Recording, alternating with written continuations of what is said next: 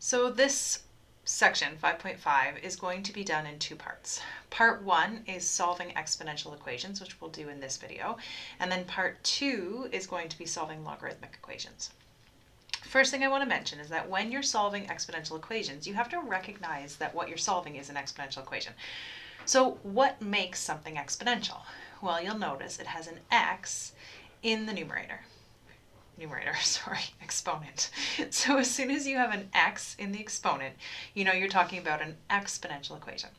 Before we start solving these, I want to talk about what possible x values you could solve for. In other words, if we were to graph something like y equals 3 to the x, right? And what we'd be saying is, where is y equals 3 to the x equal to 20? In other words, for what x value will y equal 20? That is what we're solving for here, right? That's what you're doing when you're solving an equation. You can think of it as a function in terms of graphing, or you can just think of, hey, what value makes this true? But what I want to think of is, what would the possible values for x be? In other words, what is the domain of an exponential graph? Well, the domain of every single exponential graph is negative infinity to infinity. So there's nothing that's going to limit what my value of x is as long as it's a real number, as long as it exists on the number line. So some equations, when you solve them, think about rational equations. There's values of x that it can't be. So you get, when you solve a rational equation, you get a possible solution, and then sometimes you have to reject some because they're not in your domain. When you're solving an exponential equation, that won't happen. This is going to be different when we change to logarithmic equations. All right, so now what we're going to do is we're going to look at two methods. Well, there's actually three methods to solve exponential equations. The first one is your base exponent property. This is your favorite.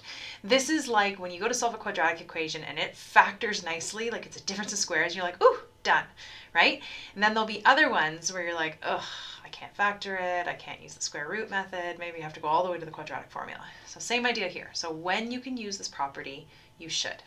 You can use the base exponent property when the bases of your powers can be made the same. So for example, if I give you an equation like 5 to the 2x plus 3 equals 5 to the 7, you have equal bases of your power.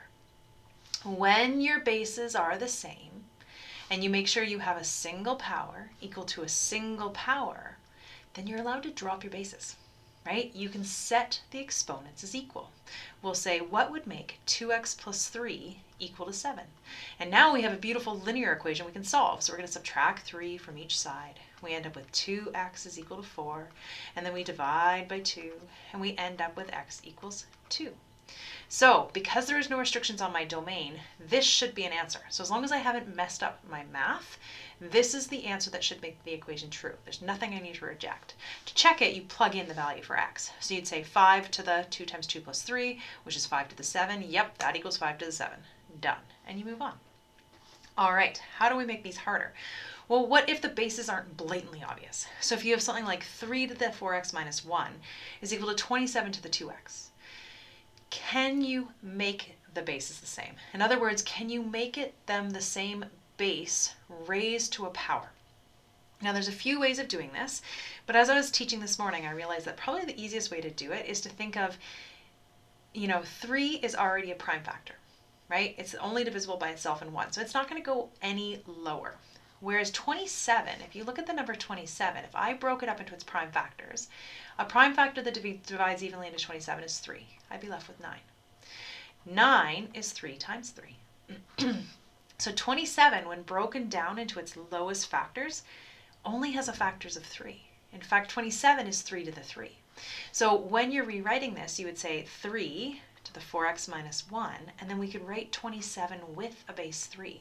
27 is 3 to the 3, all raised to the exponent 2x. So if you can prime factorize your bases and the prime factors are the same, then you know that you can make your bases equal.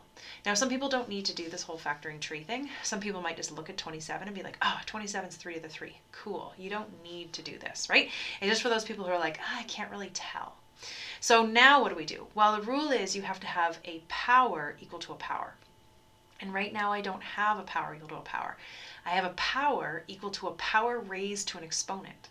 So the first thing I have to do is apply my exponent laws. So the exponent law is that when you have a power raised to an exponent, you multiply the exponents together. So you're going to end up with 3 to the 4x minus 1 is equal to 3 to the 3 times 2x, which is 6x. Now that my bases are the same, I can drop my bases, and I can say that 4x minus 1 equals 6x. And then I'm going to solve for x. I'm going to subtract 4x from each side. I end up with negative 1 equal to 2x. Now I'm going to divide by 2, and I get x equals negative a half. And so negative a half is what should make this true, and I can check, right? 3 to the negative 2 minus 1 is 3 to the negative 3, is that right? Which would be 1 over 27, and then if I have 27 to the 2 times negative a half is 27 to the negative 1, which is 1 over 27. So I got the same thing. All right, last example, or not last, next example. Same things, we have bases. We have a base of 25 and a base of 125. And I found over the years the biggest mistake people make is they're like, oh, I can get 20 or 125 from 25. I just times it by 5. You're like, yeah, but I'm not allowed to just multiply this side by, multiply this side by 5, because then I'm changing one side of the equation. Instead, I just want to rewrite these so that 25 stays 25 and 125 stays 125. They just have to have the same base. So if I do that prime factorization thing again, if I look at 25, prime factors are like 1, 2, 3. None of those go in, but 5 does. 25 divided by 5 is actually 5. So 25 broken into its prime factors is 5 squared to the 2x minus 5. And then I'm going to do the same thing with 125.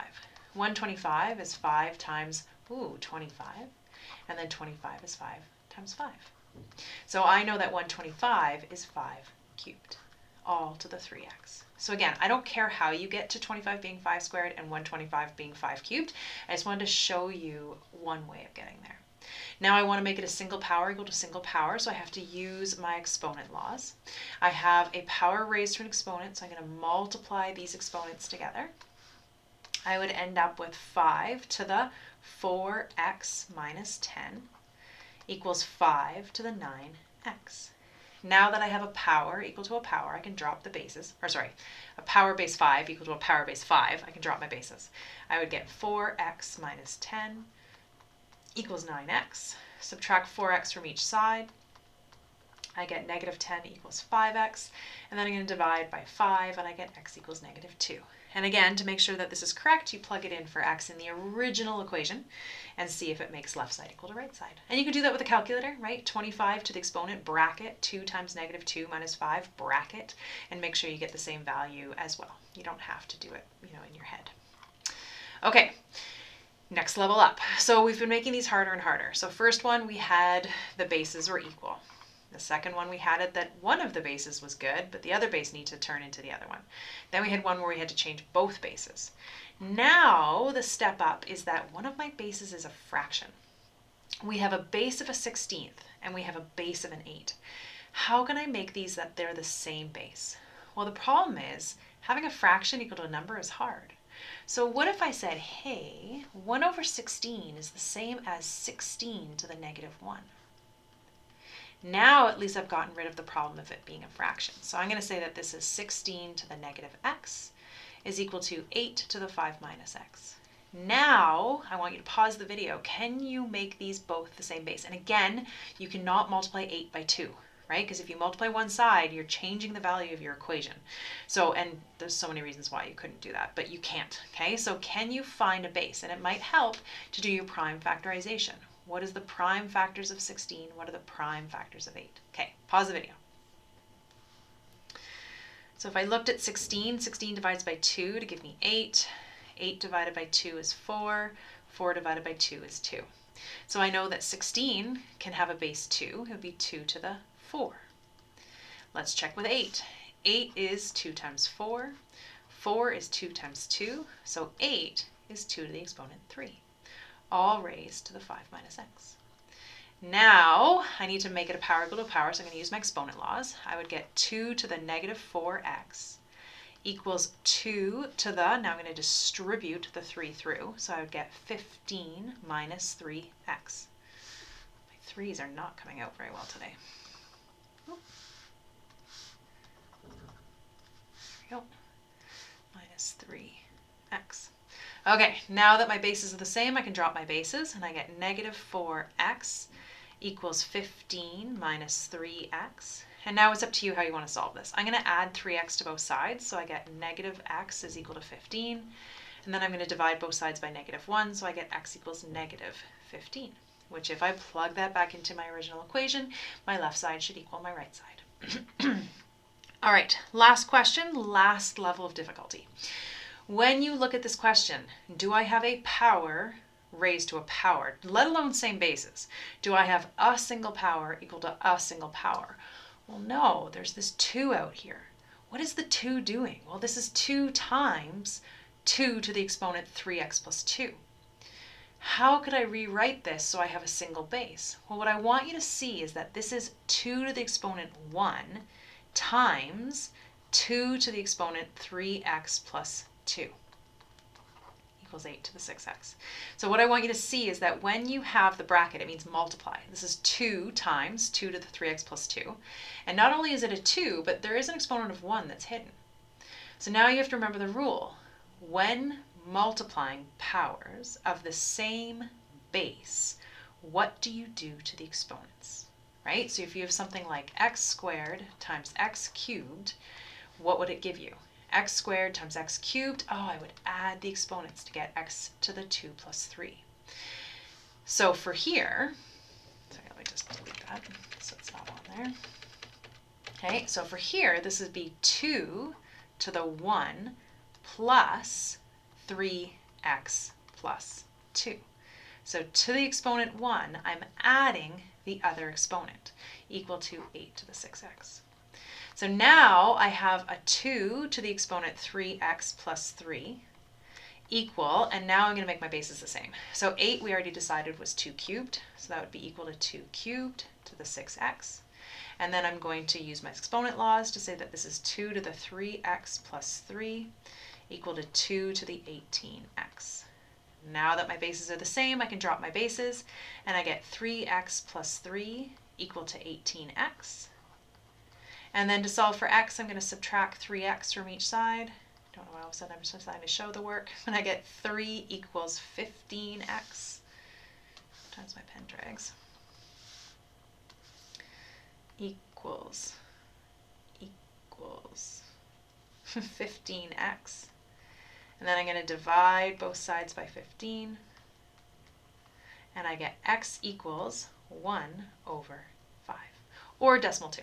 Right? 0.2. It doesn't matter which way you write it. So this first part, this first practicing, all of the questions you're given, you're going to be able to make the bases the same. So go and practice.